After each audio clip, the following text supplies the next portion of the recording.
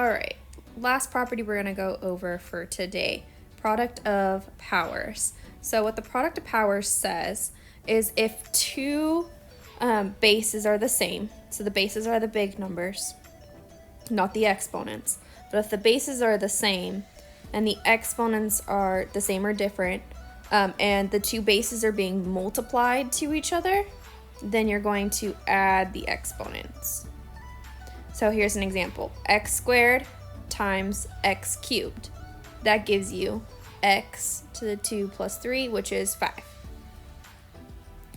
So let's go over number 1. Our directions are to simplify each expression using the product of powers property of exponents. So number 1, we have 2 to the third times 2 to the third. Our base in this case is 2, and our other base is 2. So since they're the same, this is going to become 2 to the 3 plus 3. And then 3 plus 3 is 6, so we get 2 to the 6th. Now let's break that up. That becomes 2 times 2 times 2 times 2 times 2, and one more 2. We have to simplify. So this gives me 4, this gives me 4, this gives me 4.